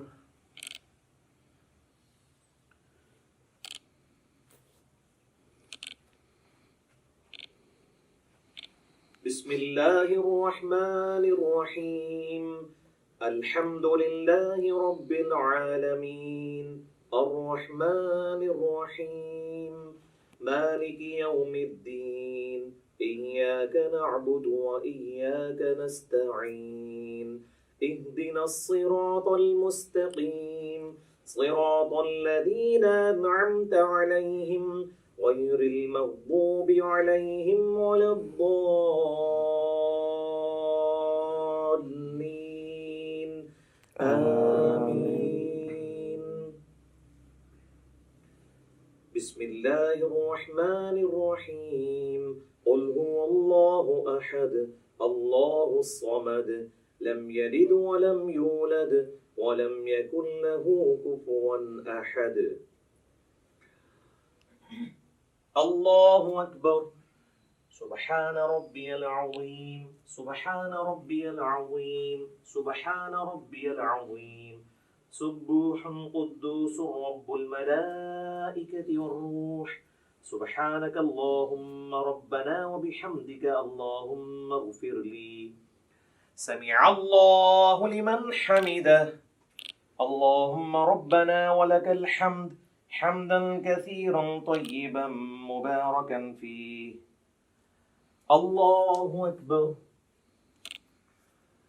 سبحان ربي الأعلى سبحان ربي الأعلى سبحان ربي الأعلى سبوح قدوس رب الملائكة والروح سبحانك اللهم ربنا وبحمدك اللهم اغفر لي الله أكبر رب اغفر لي اللهم اغفر لي وارحمني واهدني وعافني وارزقني.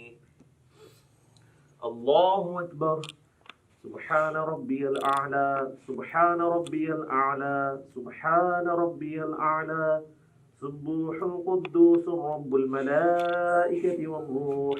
سبحانك اللهم ربنا وبحمدك اللهم اغفر لي.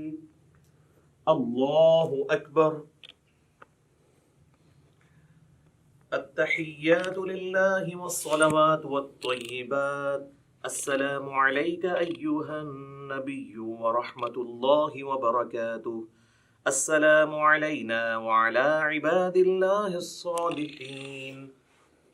أشهد أن لا إله إلا الله وأشهد أن محمدا عبده ورسوله. اللهم صل على محمد وعلى آل محمد كما صليت على إبراهيم وعلى آل إبراهيم إنك حميد مجيد. اللهم بارك على محمد وعلى آل محمد كما باركت على إبراهيم وعلى آل إبراهيم إنك حميد مجيد.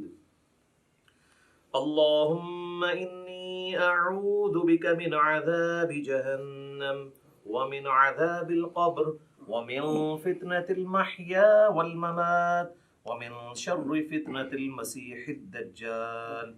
اللهم ربنا آتنا في الدنيا حسنة وفي الآخرة حسنة وقنا عذاب النار. السلام علیکم ورحمۃ اللہ. السلام علیکم ورحمۃ اللہ. اللہ اکبر. السلام علیکم تبارک یا ذی الجلال والاکرام. اچھا، آپ لوگوں نے گھبرانا نہیں ہے. میں نے نماز کو اس کے اعلیٰ ترین درجے پہ پڑھا ہے. اگر آپ اس کو لوز درجے پہ پڑھنا چاہتے ہیں تو سبحان ربی العظیم 3 دفعہ کافی ہے، سبحان ربی الاعلیٰ 3 دفعہ کافی ہے، اور 2 سجدوں کے درمیان رب اغفر لی یہ پڑھ لینا کافی ہے. باقی تشہد میں آپ نے نظر اپنی انگلی پہ رکھنی ہے. ابو داؤد میں حدیث ہے نبی علیہ السلام انگلی کی طرف دیکھتے رہتے تھے. اس طریقے سے سلام پھیرتے وقت یہاں پہ یہ یعنی اس میں آپ نے اس ریجن سے باہر نہیں جانا. باقی سنن نسائی کے اندر حدیث موجود ہے کہ نبی علیہ السلام ضرورت کے تحت بغیر گردن ہلائے ہوئے آگے یعنی دائیں بائیں بھی دیکھ لیا کرتے تھے. بعض کا ضرورت ایسی پڑ جاتی ہے، نماز کا ٹائم کتنا رہ گیا جماعت کھڑے ہونے میں، تو اس کے لیے نماز میں اگر کسی نے یوں گھڑی دیکھ لی تو بالکل جائز ہے، اس میں کوئی مسئلہ نہیں ہے. یہ کوئی ایسی چیز نہیں جو نماز کو توڑ دے. تو یہ 2 رکعت والی نماز تھی، اس لیے میں نے پہلے تشہد میں ہی تورک بیٹھ گیا. اگر یہ درمیان والا تشہد ہوتا تو میں اس طرح بیٹھتا اور عبدہ و رسولہ کے بعد اللہم صلی علی محمد وعلی آل محمد افضل ہے، یا اس کے بغیر ہی عبدہ و رسولہ کے بعد میں پھر تیسری رکعت کے لیے یوں کر کے کھڑا ہو جاتا اور پھر تیسری رکعت بھی مکمل کرتا، چوتھی کے بعد پھر تورک بیٹھتا. میں نے 2 رکعت اس لیے کی تاکہ آپ کو یہ پتہ چل جائے کہ بیچ میں پڑھنا کیا ہے. اب آپ آ جائیں نماز وطر کی طرف. نماز وطر میں بھی میں نے آپ کو پہلے بتا دیا کس طریقے سے پڑھنا ہے. اب اس کی جو آخری رکعت ہے وہی سب سے امپورٹنٹ ہے کہ جس میں آپ نے سورت ملانے کے بعد دعائے قنوت پڑھنی ہے. سنت یہی ہے کہ پہلی رکعت میں آپ سبح اسم ربک الاعلی پڑھیں، دوسری میں قل یا ایھا الکافرون، اور تیسری میں قل هو اللہ احد، اور قل اعوذ برب الفلق، قل اعوذ برب الناس بھی ثابت ہے. تو بہرحال فرض کیا ہم وطر کی تیسری رکعت میں پہنچ گئے ہیں، ہم نے سورت بھی ملا لی ہے. اگر ہم وضع الیدین کر کے نماز پڑھ رہے ہیں تو میں اسی سے سٹارٹ لیتا ہوں تاکہ آپ کو پتہ چلے اس کے بعد کرنا کیا ہے. بسم اللہ الرحمن الرحیم. قل هو اللہ احد اللہ الصمد لم یلد ولم یولد ولم یکن له کفوا احد. اللہ اکبر. اللهم اهدني فيمن هديت وعافني فيمن عافيت وتولني فيمن توليت وبارك لي فيما أعطيت وقني شر ما قضيت فإنك تقضي ولا يقضى عليك إنه لا يذل من واليت ولا يعز من عاديت تباركت ربنا وتعاليت. اللهم صل على محمد وعلى آل محمد كما صليت على إبراهيم وعلى آل إبراهيم إنك حميد مجيد. اللهم بارك على محمد وعلى آل محمد كما باركت على إبراهيم وعلى آل إبراهيم إنك حميد مجيد. الله أكبر. سبحان ربي العظيم سبحان ربي العظيم سبحان ربي العظيم. سمع الله لمن حمده. اللهم ربنا ولك الحمد حمدا كثيرا طيبا مباركا فيه. پھر اسی طریقے سے آپ نے کنٹینیو کرنا ہے. یہ وہ ڈفرنس تھا. باقی جو عید کی تکبیرات ہیں وہ تو بتانے کی ضرورت نہیں ہے. سورۃ الفاتحہ سے پہلے آپ نے ہر دفعہ اللہ اکبر کہنا ہے. پھر سال الیدین کر رہے ہیں تو ہاتھ چھوڑ دینے ہیں. اگر وضع الیدین سے نماز پڑھ رہے ہیں تو ہر تکبیر کے بعد آپ نے ہاتھ باندھنے ہیں. اور یہ جو 7 تکبیریں جب ہو جائیں گی، پہلی تو نماز سٹارٹ کرنے والی ہے، جو 8ویں تکبیر وہ بن رہی ہوگی جس میں آپ نے سورہ فاتحہ شروع کرنی ہے، کیونکہ 7 پہلی میں جو ہیں وہ زائد ہیں اور 5 دوسری کے اندر زائد ہیں. اب آ جائیں نماز جنازہ. وہ تو پریکٹیکلی پڑھ کے بھی بتایا جا سکتا ہے، اتنا لمبا نہیں ہے. پہلی رکعت یعنی پہلی جو اس کی تکبیر ہے اس کے بعد اللہ اکبر کہہ کے اگر آپ وضع الیدین کر رہے ہیں تو اس حالت میں، اور ارسال الیدین کر رہے ہیں تو اس حال کے اندر آپ نے سورۃ الفاتحہ اور سورت ملانی ہے. اور دوسری میں آپ نے اللہ اکبر کہہ کے جو ہے وہ درود شریف پڑھنا ہے نماز والا. پھر اللہ اکبر کہہ کے ہر دفعہ رفع الیدین کرنا ہے. تیسری میں آپ نے جو ہے وہ دعا پڑھنی ہے، وہ میں آپ کو پڑھ کے بتا دیتا ہوں. اللہم اغفر لحینا ومیتنا وشاہدنا وغائبنا وصغیرنا وکبیرنا وذکرنا وانثانا.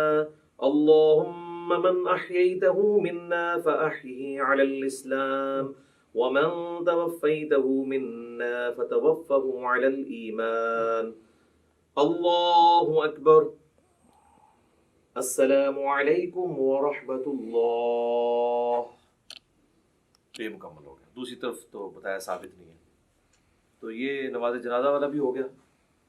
اب انشاءاللہ تعالی ہم فزیکلی جب جماعت میں نماز پڑھنی ہے تو اس میں کیسے پاؤں سے پاؤں ملانا ہے، کس طریقے سے کھڑا ہونا ہے، اس کے لیے کیا پوسچر ہوگا، وہ پریکٹیکلی ہم کچھ بھائیوں کو یہاں صف میں کھڑا کریں گے. پھر میں انشاءاللہ تعالی، کیونکہ بعض اوقات جب آپ جماعت سے نماز پڑھ رہے ہوتے ہیں اس میں آپ کو تھوڑی نرمی کا مظاہرہ کرنا پڑتا ہے.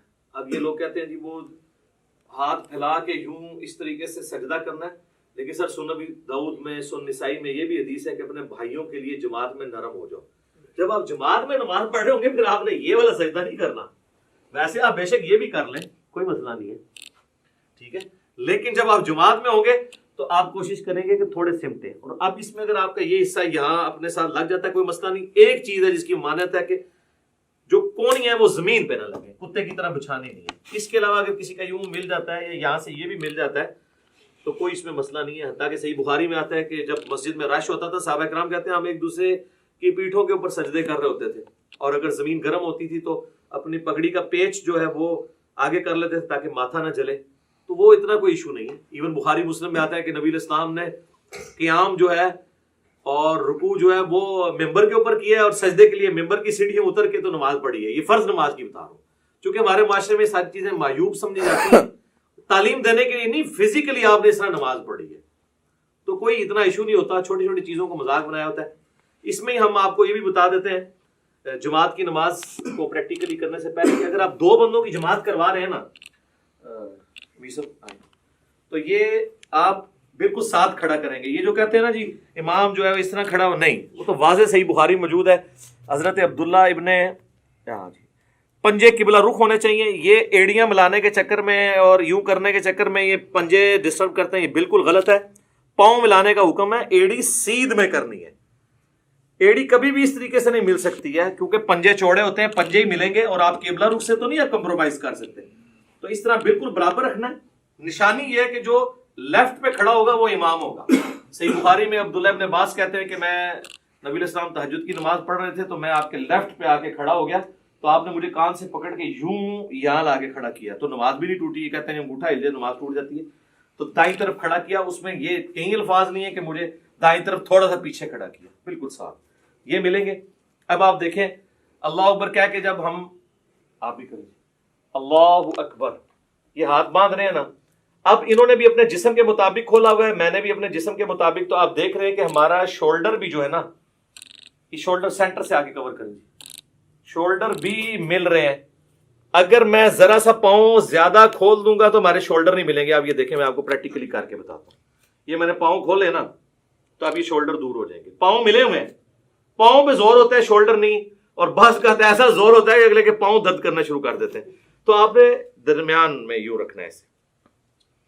اس طریقے سے اللہ اکبر کہہ کے رکوع میں جائیں گے تو یہ ساتھ ہی رہنا ہے اس طرح, ٹھیک ہے جی.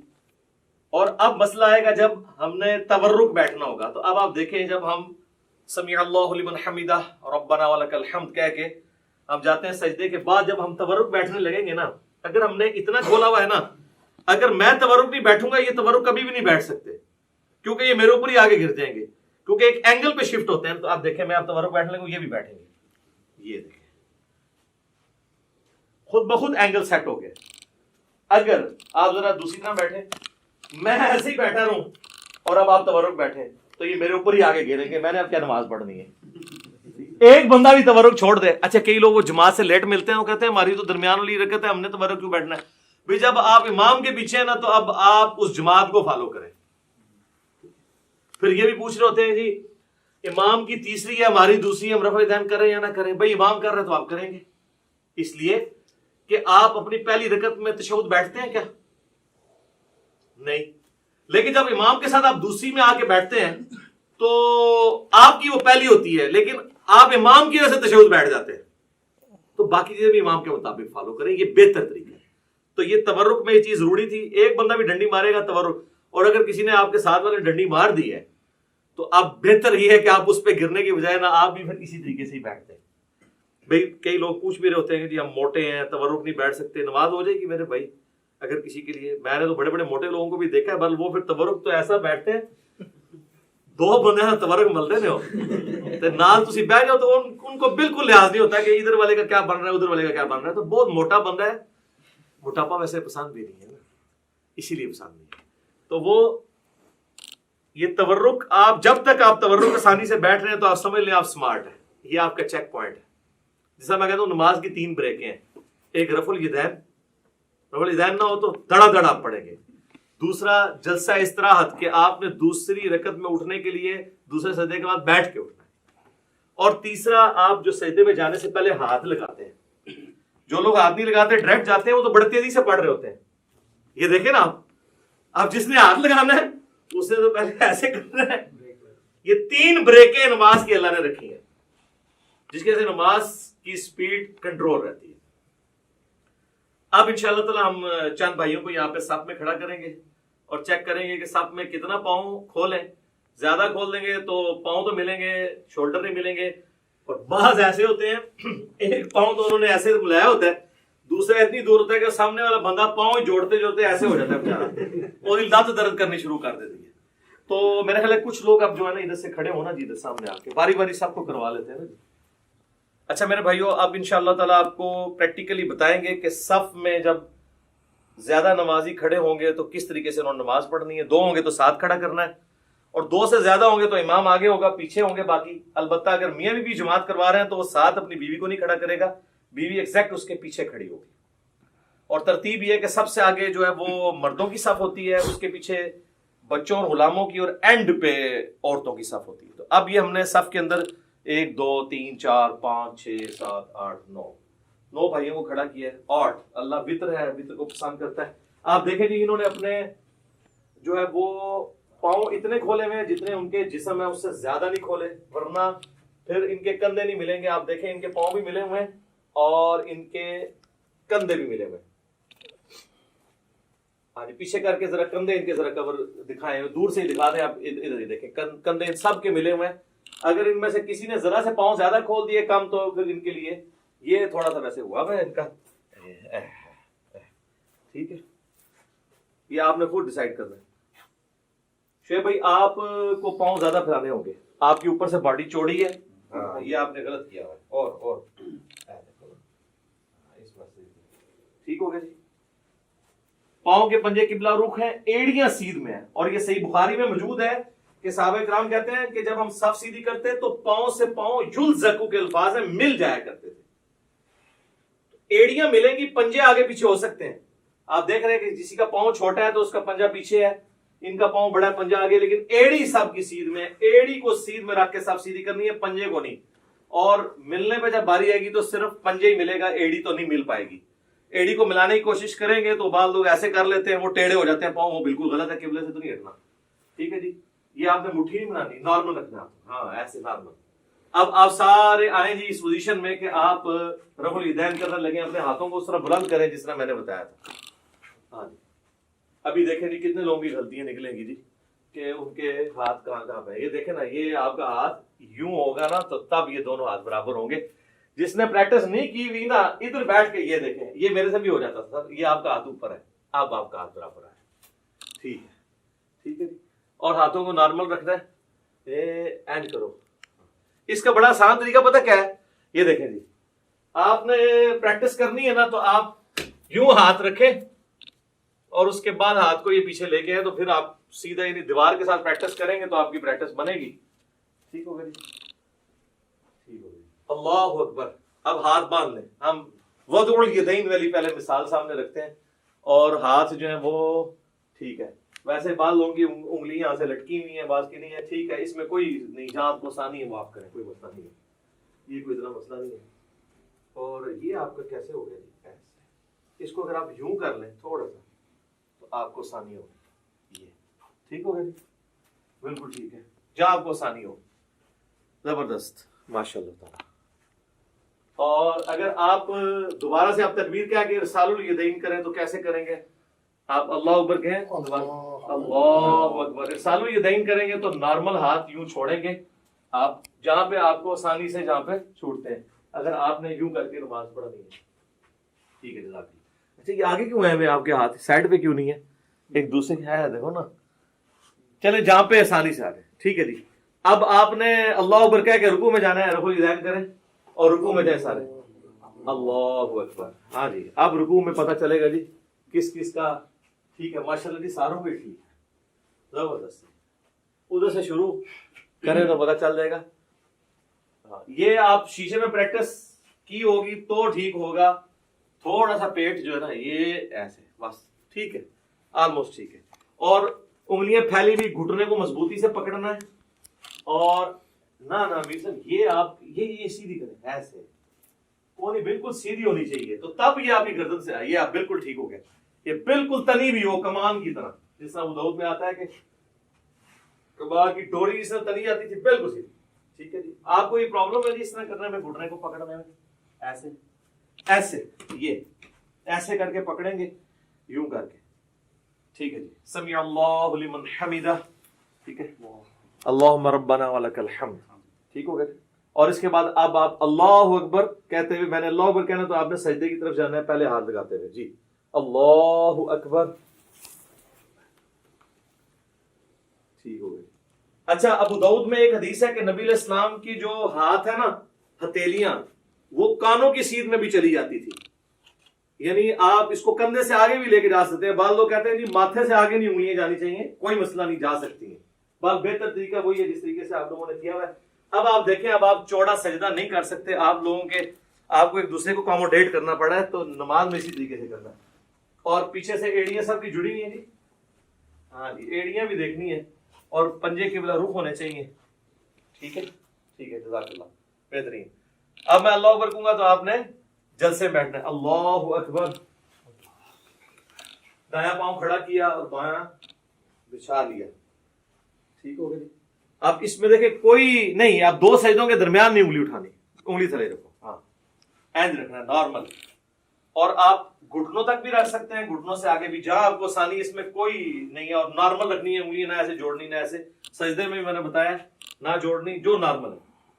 اچھا، اب ہم نے دوسرا سجدہ کریں اور پھر اس کے بعد آپ سب تورک بیٹھیں، کیونکہ اس طرح تو آپ بیٹھ جائیں گے، تورک بیٹھنا ہے. اب اللہ اکبر کہوں گا، دوسرا سجدہ کریں. اللہ اکبر.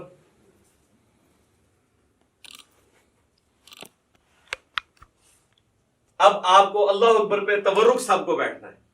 اللہ اکبر. دیکھ لیں جی، ہم نے پریکٹیکلی کر کے بتایا. وہ لوگ کہتے ہیں نہیں جماعت میں تو تورک بیٹھے ہی نہیں جاتا. کیوں نہیں بیٹھا جاتا؟ ایک بندہ جب ڈنڈی مارتا ہے تو تورک رہ جاتا ہے. نہیں، ساروں بیٹھے ہوئے ہیں نا، دیکھیں نا، سارے تورک بیٹھ کے بتا رہے ہیں. تورک بیٹھیں گے سارے تو پھر کور ہوگا. ایک بندہ بھی ڈنڈی مارے گا تو ساتھ والا دوسرے تورک نہیں بیٹھے گا. ٹھیک ہوگا جی. یہ پریکٹیکلی نماز میں یہ چیز ضروری تھی. اب ٹھیک ہے، سلام بھیج دیں جی. السلام علیکم ورحمۃ اللہ. السلام علیکم ورحمۃ اللہ. ٹھیک ہے. اچھا میرے بھائیوں، آج کی یہ پریکٹیکل ہماری جو نشست تھی اب اس سے کنکلوڈ کرتے ہیں. بیسیکلی میں نے کوشش کی کہ آپ کو ایک بلو پرنٹ آپ کے سامنے رکھ دیا جائے کہ آپ نے نماز پڑھنی کیسے. باقی اس کے اوپر تو گھنٹوں بولا جا سکتا ہے. آپ میری ویڈیوز دیکھ لیں، ہر ٹاپک کے اوپر کئی ایک ویڈیو کلپس ریکارڈڈ موجود ہیں. اللہ تعالیٰ ہماری اس ایفرٹ کو قبول فرمائے. اللہ تعالیٰ سے دعا ہے جو حق بات میں نے کہی اللہ تعالیٰ ہم سب کے دلوں میں راسخ فرمائے. اگر جذبات میں میرے منہ سے کوئی غلط بات نکل گئی تو اللہ تعالیٰ ہمارے دلوں سے معاف کر دے. ہمیں کتاب و سنت کی تعلیمات پر عمل کر کے دوسرے بھائیوں تک پہنچانے کی توفیق عطا فرمائے. سبحانک اللہم و بحمدک، اشہد ان لا الہ الا انت، استغفرک و اتوب الیک، وما علینا الا البلاغ المبین. جزاکم اللہ خیرا.